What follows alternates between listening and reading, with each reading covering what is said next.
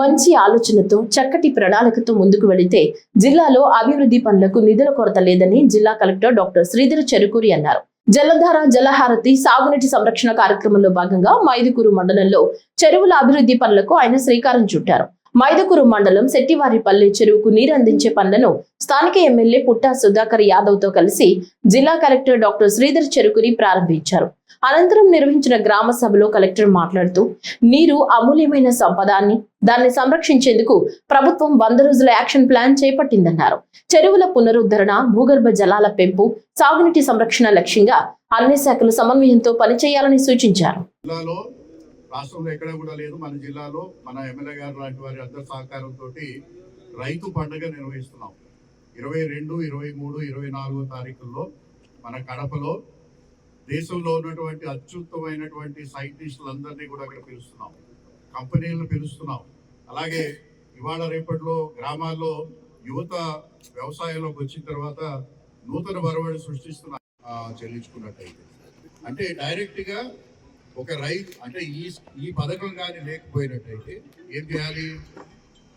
జేబులో ఉన్నటువంటి 90,000 రూపాయలు 70,000 రూపాయలు తీసుకువెళ్ళి షాప్లో కట్టి సరికి తెచ్చుకుంటేనే కానీ మనకి లేదు. అంటే దానివల్ల ప్రభుత్వానికి భారమైనా కూడా ఎవరో ముఖ్యమంత్రి గారి ఆలోచన ఒకటి, ఈ భారాన్ని ప్రభుత్వం భరిస్తుంది. ఈ యొక్క దాన్ని రైతుకి మనం అందించినట్టయితే రైతు బంగారు పంటలు పండిస్తారు, రైతు కుటుంబాలు బాగుంటాయి, గ్రామాలు బాగుంటాయి, తద్వారా రాష్ట్రం బాగుంటుంది. ఇది పెద్ద బరువు కాదు అనే ఉద్దేశంతో అంత ఖర్చుతో కూడుకున్నటువంటి పథకాన్ని కూడా ఇవాళ ఎవరు కూడా అంటే మనం దాని గురించి చర్చ కూడా ఎందుకు చేయట్లేదు? మనం అనుకున్న తరుణంలోనే మన ఇంటికి వచ్చి చేస్తున్నారు కాబట్టి. అదే ఒక 10 మందికి గ్రామంలో 10 మందికి మాత్రమే ఇస్తాము అని ఒక డిమాండ్ క్రియేట్ చేస్తే నాకు కావాలి అంటారు. దాని గురించి మాట్లాడతాం. కానీ అటువంటి పరిస్థితి కూడా లేకుండా ఎవరికైనా కూడా దరఖాస్తు పెట్టుకుంటే వచ్చేటువంటి దాన్ని ఈరోజు ప్రజలందరికీ కూడా ముఖ్యంగా రైతాంగానికి ఈ ప్రభుత్వం తీసుకురావడం జరిగింది. దాన్ని ఉపయోగించుకుంటూ మీరు విభిన్నమైనటువంటి పంటల్ని ఇవాళ మీ అందరికీ కూడా ఒక మాట చెప్పాలి.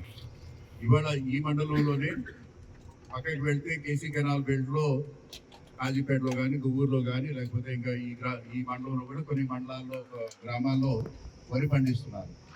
ఈ సంవత్సరం మంచి పంట పండించారు, 50 బస్తాలు అయింది.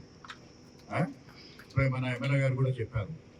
కానీ 50 బస్తాలు పండించినటువంటి వరి రైతు కన్నా ఇక్కడ అదే ఎకరంలో ఇక్కడ 50 అక్కడ పసుపు పండించినటువంటి రైతు ఆదాయం ఎక్కువ వస్తుందా లేదా?